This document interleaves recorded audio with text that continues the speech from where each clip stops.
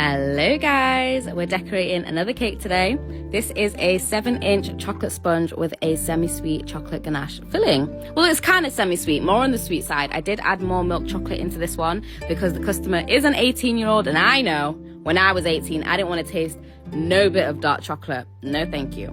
Now for the design, it's actually a star cake. And before you say, that's not even a star shape, listen to me. I have done a real star before, and icing that thing was so time consuming and so difficult trying to get all the sharp edges. So I just wanted to make my life a little bit easier and do a more curved baby fat star instead. I was also following an inspiration pic. I'll put it right here. And as you can see, this one is also very curved. So don't come at me. So for the crumb coat, I was initially going to do it in ganache, but it was kind of tricky and I wasn't really feeling it. So I just mixed up the leftover ganache and some buttercream, and I used that instead. And as you can see, it was a lot easier to use and I was able to get some really nice sharp edges. Also, this is how I make my chocolate buttercream. It's just my mock Swiss meringue buttercream mixed with some ganache. And when I tell you it tastes I said ganazing. Amazing. I meant amazing. But if you do want the recipe to my buttercream, ganache, some decorating tips, and so much more, you can find it in my ebook, which is linked in my bio. Now for the final coat, I mixed up this gorgeous red color. And because of the irregular shape, the buttercream started sliding down the sides, and it was just giving... Long live the king. Nah, guys, I showed my brother that because I was super proud of that edit, and he was like, that was such a millennial joke. I'm not even a millennial. What the heck? I'm fighting for my life over here.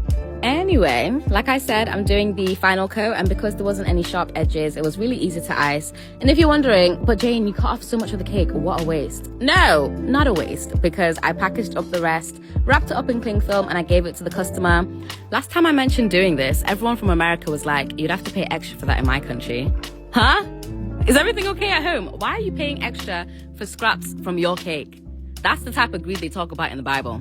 But yeah, cutting the cake was actually the longest bit. After I did that, the rest of the decorating process went super quickly. I only used a 4B piping tip for the big shells and then a 32 piping tip for the smaller shells. And as I was piping, I was watching The $1 Million Secret on Netflix. Really good show, but I just can't be on something like that. Like, I am such a bad liar. You can literally read it on my face. I would flop so bad. But for the decor, she wanted some glitter cherries. I have gotten some questions asked about how I make these. I literally just dip the cherries in the glitter. Like, it's not hard, I promise. I then added some red bows and then some gold sprinkles as well.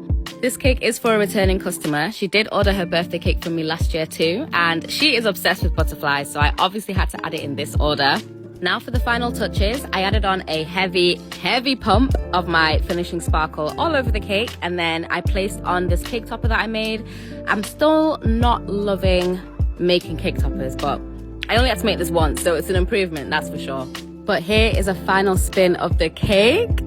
It's so cute. And although it's not super sharp, you can still tell it's a star, right? In fact, if you can't, don't say anything. Don't tell me. Okay, fine, you can tell me. I'm open to criticism. But regardless, I am obsessed with this cake. I think it's so gorgeous. My customer loved it as well. Imagine, repeat customer, and she drove over an hour to collect it.